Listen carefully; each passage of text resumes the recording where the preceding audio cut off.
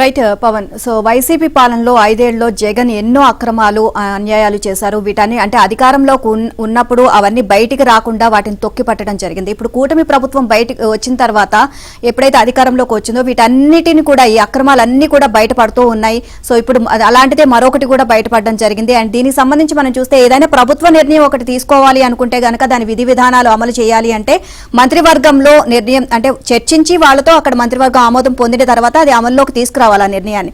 కానీ జగన్ మాత్రం అట్లాంటిది ఏమీ లేకుండా మొత్తం తన సొంత నిర్ణయాలు తీసుకున్నట్లుగా తెలుస్తుంది. అండ్ పోలవరం ప్రాజెక్టుకి సంబంధించి రివర్స్ టెండరింగ్ సంబంధించి ఎక్కడా కూడా మంత్రివర్గంతో చర్చించుకుంటా అక్కడ ఆమోదం పొందకుండా సొంతంగా నిర్ణయం తీసుకున్నారు అని చెప్పి తెలుస్తోంది. సో మంత్రివర్గంలో ఆమోదం పొందకుండా ఇట్లాంటి నిర్ణయం తీసుకున్నారు కాబట్టి అది చట్టబద్ధమైనది కాదు ఈ రివర్స్ టెండరింగ్ అని చెప్పేసి న్యాయ నిపుణులు చెప్తున్నారు. రైట్, మీరు అంటుంటే అంటే అది ఒక ప్రభుత్వం తీసుకున్న నిర్ణయం కాదు, తాడేపల్లి ప్యాలెస్ లో తీసుకున్న నిర్ణయం అని క్లియర్ గా అర్థమవుతుంది. చూస్తే జగన్మోహన్ రెడ్డి తన పాలనా కాలంలో సాగించిన చీకటి దందాలో మరో కొత్త కోణం. పోలవరం ప్రాజెక్టును ధ్వంసం చేసిన రివర్స్ టెండరింగ్ విధానానికి మంత్రివర్గం ఆమోదం లేదన్న విషయం వెలుగులోకి వచ్చింది. కేబినెట్ కళ్లుగప్పి తాడేపల్లి ప్యాలెస్ సొంత నిర్ణయం తీసుకున్నట్లు స్పష్టమైంది. ప్రభుత్వం ఏదైనా విధాన నిర్ణయం తీసుకుంటే దాన్ని మంత్రివర్గంలో చర్చించి దాని ఆమోదం తీసుకుని అమల్లోకి తేవాలి. కానీ జగన్ ఆర్భాటంగా తీసుకువచ్చిన రివర్స్ టెండరింగ్ కు కేబినెట్ ఆమోదం లేదని, అందుకే ఇది చట్టబద్ధమైంది కాదని న్యాయ నిపుణులు అంటున్నారు. మంత్రివర్గ ఆమోదం లేని ఈ పాలసీ కింద పోలవరం ప్రాజెక్టు పనులు, హైడల్ పవర్ ప్రాజెక్టు పనుల అప్పగింత కూడా చెల్లుబాటు కాదని పేర్కొంటున్నారు.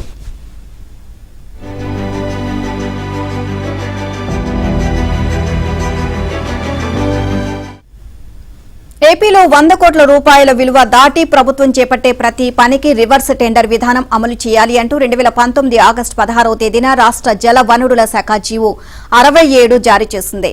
తర్వాత అదే దారిలో పురపాలక పట్టణాభివృద్ధి శాఖ కూడా ఆ ఏడాది అక్టోబర్ 16వ తేదీన జీవో 272 ఇచ్చింది.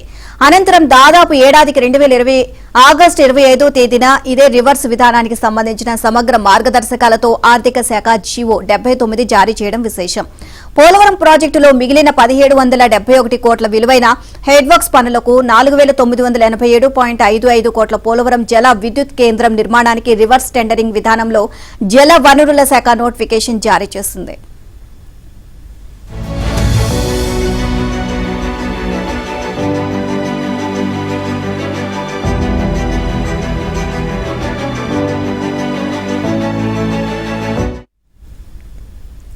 వాస్తవానికి పోలవరం సాగునీటి ప్రాజెక్టు పనులకు మాత్రమే ఆ శాఖ టెండర్ నోటిఫికేషన్ ఇవ్వాలి. హైడల్ ప్రాజెక్టుకు ఏపీ జెన్కో టెండర్లు పిలవాలి. కానీ రెండింటికి జలవనరుల శాఖే ఏకపక్షంగా టెండర్లను పిలిచింది. దీనిపై అప్పట్లోనే జెన్కో అభ్యంతరం వ్యక్తం చేసింది. జగన్ సర్కార్ లెక్క చేయలేదు. 1771 కోట్ల విలువైన పోలవరం ప్రాజెక్టు పనులను 1548.12 కోట్లకు, జల విద్యుత్ కేంద్రం పనులను 4987.55 కోట్లకు గాను 4359.12 కోట్లకు చేస్తాను అంటూ మెగా ఇంజనీరింగ్ సంస్థ బిడ్ దాఖలు చేసింది. పోలవరం ప్రాజెక్టు పనులకు మెగా ఒక్కటే బిడ్ వేసింది. రివర్స్ టెండర్ మార్గదర్శకాల ప్రకారం 2 కంటే ఎక్కువ సంస్థలు వేయాలి. ఒక్క సంస్థే వేస్తే టెండర్లను రద్దు చేసి మళ్లీ కొత్తవిగా పిలవాలి. ఇక కాని పనులు ఎవరికి ఇవ్వాలో ముందే ఖరారు చేసిన జగన్ మేఘాకు కట్టబెట్టేశారని చెప్పేసి కూడా తెలుస్తుంది. ఓవరాల్ ఇదే అంశానికి సంబంధించి మరింత సమాచారాన్ని మా కరెస్పాండెంట్ సత్యనాడి తెలుసుకుందాం. సత్య, రివర్స్ టెండరింగ్ సంబంధించి అది చట్టబద్ధత కాదు అని చెప్పేసి న్యాయ నిపుణులు తేల్చేస్తున్నారు. దీనికి సంబంధించి మంత్రివర్గం నుంచి నిర్ణయాలు తీసుకోవాలి, అక్కడి నుంచి తీసుకున్న తర్వాతే ఆమోదం పొందిన తర్వాత ఇది నిర్ణయం తీసుకోవాలి, అమల్లోకి తీసుకురావాలంటున్నారు. అలాంటి ఏం జరగలేదు కూడా. ఓవరాల్ గా ఇదే అంశానికి సంబంధించి అప్డేట్స్ ఏంటి? జగన్ సర్కార్ ఆది నుండి కూడా నిబంధనలకు పాతరేస్తూ తమ పాలన అయితే కొనసాగించింది. దీనిలో భాగంగానే పోలవరం రివర్స్ టెండరింగ్ విషయంలో ఎంతో గొప్పగా చెప్పుకుంది. సుమారు 600 కోట్లకు పైగా తాము మిగిల్చాము రాష్ట్ర ప్రభుత్వానికి అని చెప్పుకున్నటువంటి జగన్ సర్కార్ ఈ నిర్ణయాన్ని కేబినెట్ ఆమోదం లేకుండా తీసుకుంది. దీంతో ఈ కేబినెట్ ఆమోదం లేకుండా తీసుకున్న ఈ నిర్ణయం చెల్లదు అని ప్రస్తుత ప్రభుత్వం అయితే గుర్తించింది. జగన్మోహన్ రెడ్డి తన పాలనా కాలంలో సాగించిన చీకటి దందాలు ఒక్కొక్కటిగా వెలుగులోకి వస్తున్నాయి.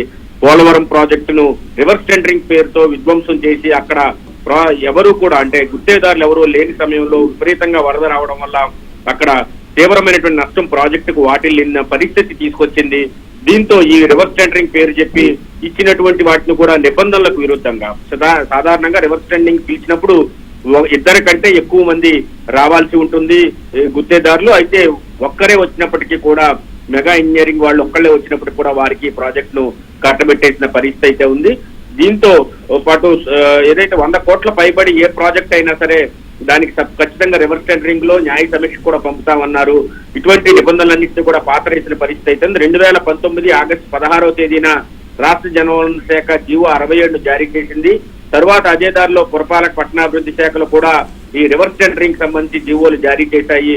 అయితే మొదట్లో ఏదో 1771 కోట్ల విలువైనటువంటి హెడ్ వర్క్స్ పనులకు మాత్రమే పోలవరం ప్రాజెక్టుకి సంబంధించి టెండర్లు పిలవాల్సి ఉంటుంది. అయితే హైడల్ ప్రాజెక్టు కూడా తామే టెండర్లు పిలిచేయడంతో అప్పట్లో జెన్కో దీనికి సంబంధించి అభ్యంతరం వ్యక్తం చేసింది.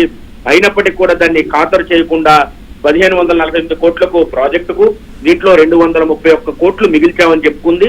4987 కోట్ల రూపాయలు హైడల్ ప్రాజెక్ట్ ను 4359 కోట్లకు పిలిచినట్టుగా చెప్తున్న పరిస్థితి. ఏకపక్షంగా మెగా ఇంజనీరింగ్ సంస్థకు ఈ టెండర్లను రివర్స్ టెండరింగ్ పేరుతో కట్టబెట్టేశారు. దీంతో ఇప్పుడు జరిగిన పోలవరం నష్టంలో సుమారు 20,000 కోట్ల రూపాయల తిరుగులేని పూడ్చలేని నష్టం అయితే ఏర్పడిందని స్పష్టమవుతున్న పరిస్థితి అయితే ఉంది. మెగాకు ఈ 2 పనులు అప్పగించడం ద్వారా తరువాత అక్కడ సమగ్రమైనటువంటి మరెవరు దాన్ని పర్యవేక్షించకపోవడం వల్ల తీవ్ర నష్టం వాటిల్లిందనేది మనకు స్పష్టమవుతోంది. కాబట్టి రివర్స్ టెండరింగ్ పేరుతో ఏదైతే గత ప్రభుత్వం నిర్ణయం తీసుకుందో ఆ నిర్ణయం చట్టబద్ధత కాదు, ఎందుకంటే కేబినెట్ ఆమోదం దానికి లేదు అని చెప్పేసి స్పష్టం చేస్తున్న పరిస్థితి అయితే ఉంది. ఈ నిర్ణయం మూలంగా అంతులేని నష్టం రాష్ట్రానికి ముఖ్యంగా పోలవరం ప్రాజెక్టు కూడా ఏర్పడిందని మనం చెప్పుకోవాలి.